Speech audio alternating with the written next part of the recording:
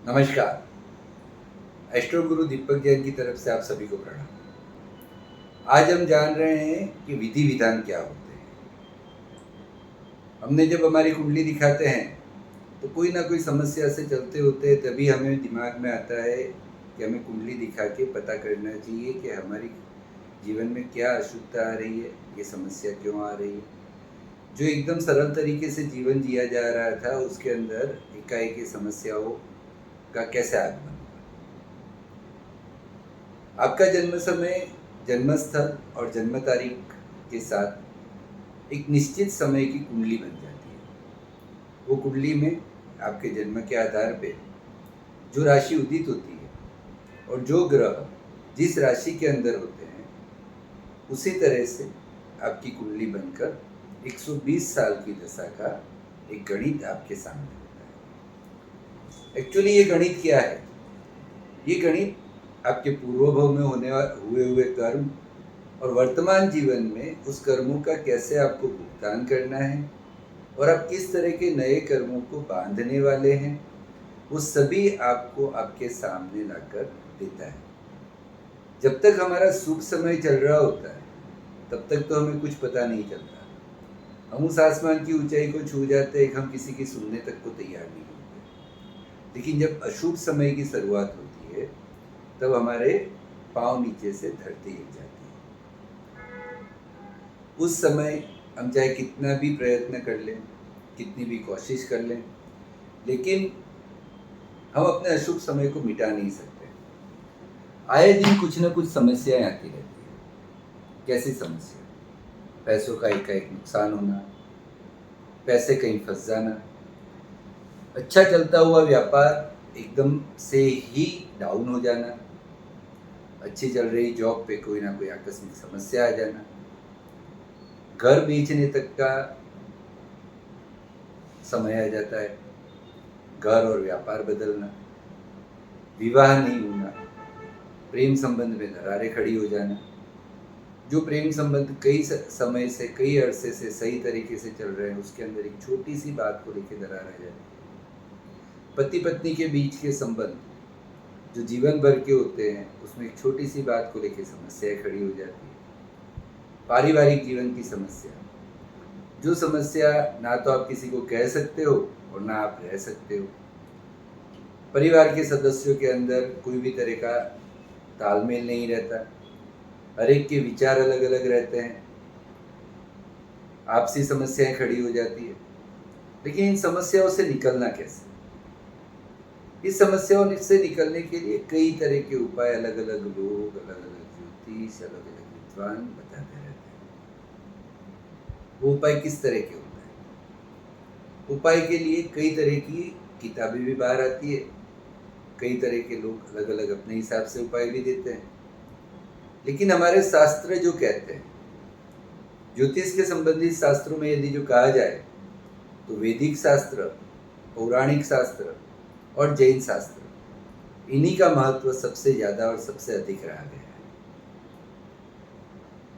किसी भी ग्रहों की समस्या या हमारे जीवन में आ रही समस्या, जो जीवन में अभी समस्याएं चल रही है, उसके क्रम दिए हुए हैं।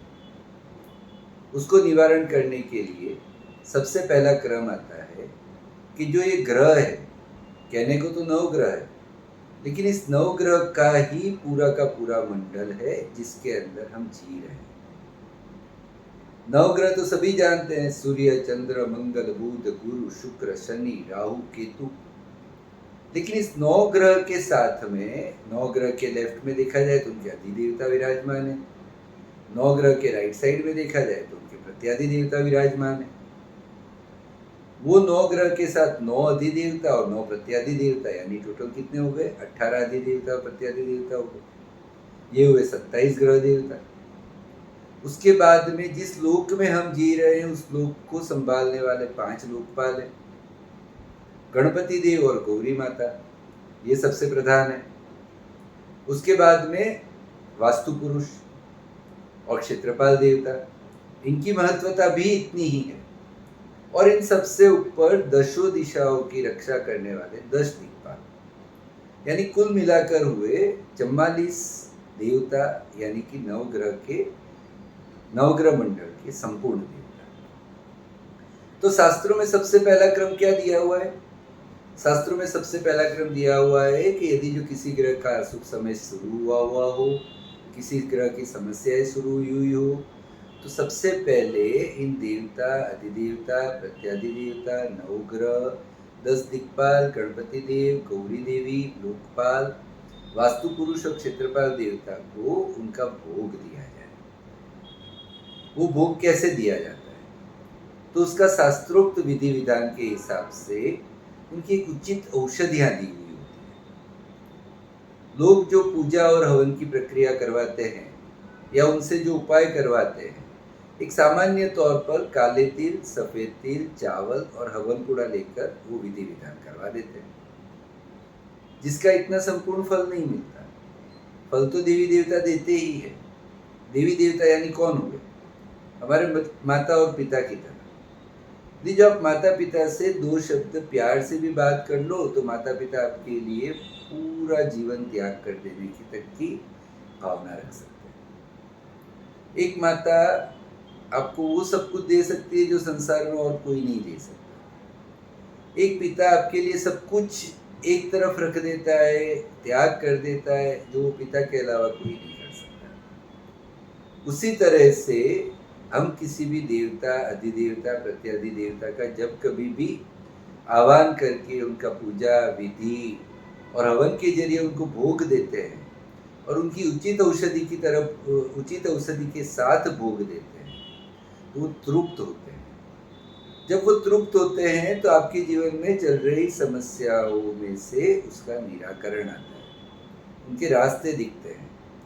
जो काम हम सोच रहे होते हैं और उसमें जो व्यवधान खड़े होते हैं, उन सारे व्यवधानों में से उसका रास्ता निकलता है।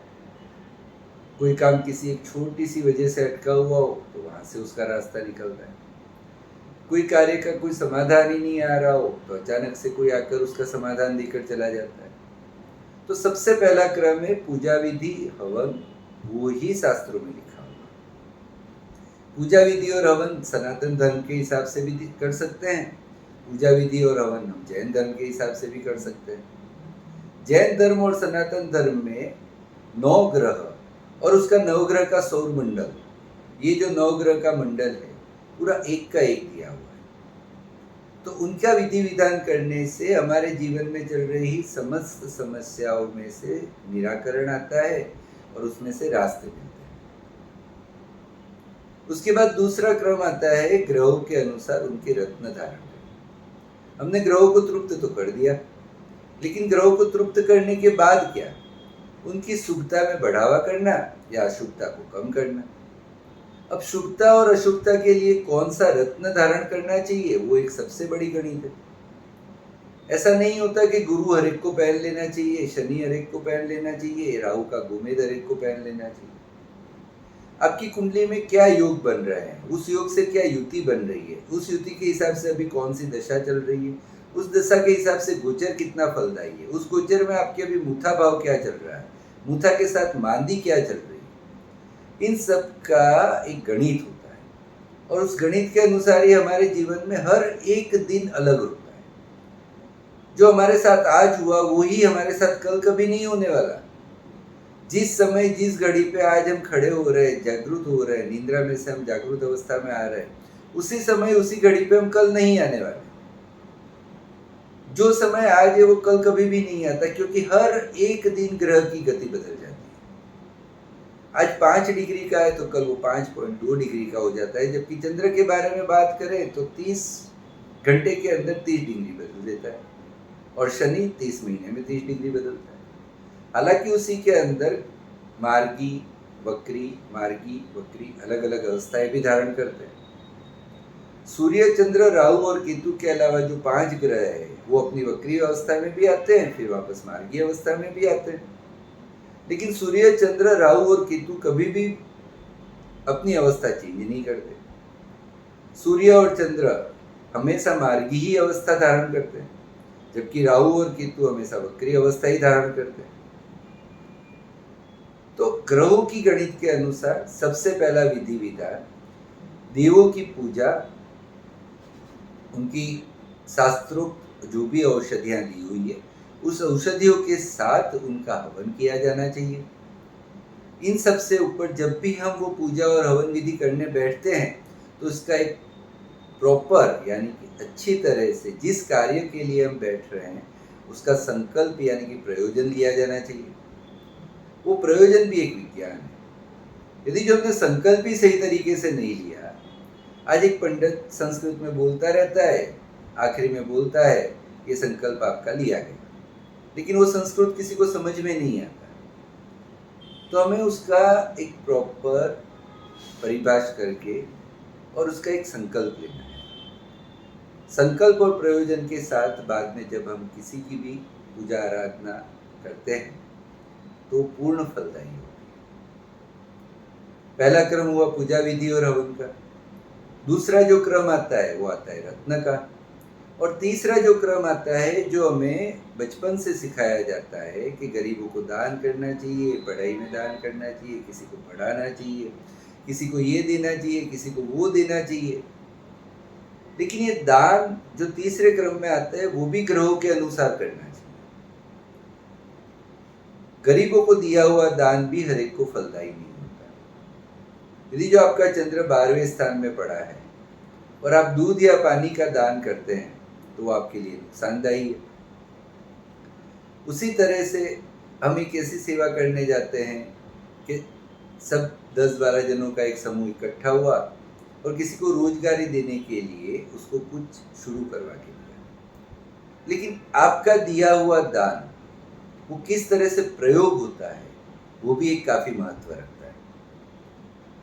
मैंने एक बेकार मनुष्य को उसको रोजगारी मिली, उसके लिए कुछ शुरू करने के लिए कुछ पैसे दिए, कुछ उसको व्यवस्था करके दी, उसने आज उसमें से रोजगारी की।